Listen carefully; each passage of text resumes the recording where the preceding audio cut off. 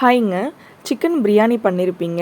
Chicken புதினா வச்சு pulao பண்ணியிருப்பீங்களா? So இதை கண்டிப்பாக ட்ரை பண்ணி பாருங்கள். ரொம்பவே சூப்பராக இருக்கும். ஸோ நான் ஆயில் விட்டுட்டு அதில் பச்சை மிளகாய், பட்டை, லவங்கம், ஏலக்காய் இந்த மாதிரி பிரியாணி ஸ்பைசஸ் எல்லாமே கலந்துட்டு அதில் தக்காளி, வெங்காயம் ஆட் பண்ணியிருக்கேன் தேவையான அளவு. ஸோ 1/2 kg சிக்கன் எடுத்து அதில் எல்லாமே நல்லா மிக்ஸ் பண்ணி விட்டுருங்க. ஸோ புதினாவை சைடில் அரைச்சி வச்சுக்கோங்க. ஸோ அந்த வீடியோ அது பாஸ் ஆகிடுச்சு. ஸோ அதில் பார்த்துருப்பீங்க. தேங்காய் பால் தேவையான அளவு எடுத்து வச்சுக்கோங்க. ஸோ இதில் வெங்காயம், தக்காளி நல்லா வதங்கிட்டதுக்கப்புறமா சிக்கன் போட்டு அது எல்லாமே நல்லா மிக்ஸ் பண்ணி விட்டுருங்க. அது கொஞ்சமாக நல்லா குக் ஆனதுக்கப்புறமா அதில் கரம் மசாலா, தயிர், Kashmiri chilli powder, salt, turmeric powder, biryani masala, உங்களுக்கு எந்த பிரியாணி மசாலா இருக்கோ அதை யூஸ் பண்ணிக்கோங்க. ஸோ அந்த கேப்பில் பார்த்தீங்கன்னா கொஞ்சம் பசச்சதுன்னு பனானா, ஹனி, கர்டு இதை மிக்ஸ் பண்ணி வச்சுருக்கேன் சாப்பிட்றதுக்காக.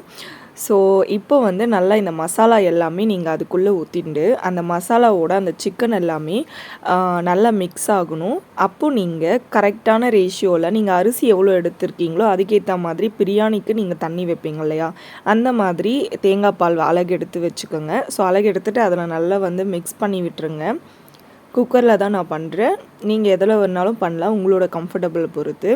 ஸோ அதில் அரிசியுமே கலந்து விட்டுட்டு, நான் இன்றைக்கி பாஸ்மதி ரைஸில் பண்ணல, நார்மல் ரைஸில் தான் பண்ணுறேன்.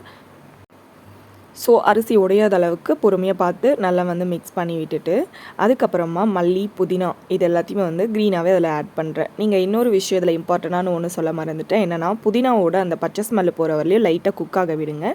அதுக்கப்புறமா இதுக்கு தேவையான தயிர் பச்சடி ரெடி பண்ணி வச்சுக்கலாம். அப்புறம் குக்கரில் கரெக்டான விசில் வச்சு எடுத்ததுக்கப்புறமா நம்ம மின்ட் சிக்கன் புலாவ் ரெடி. சூப்பராக இருக்கும். கண்டிப்பாக வீட்டில் நீங்கள் ட்ரை பண்ணி பாருங்கள். இந்த டிஷ் பிடிச்சிருந்தால் லைக் பண்ணுங்கள், ஷேர் பண்ணுங்கள், சப்ஸ்கிரைப் பண்ணிவிட்டு சப்போர்ட் பண்ணுங்கள்.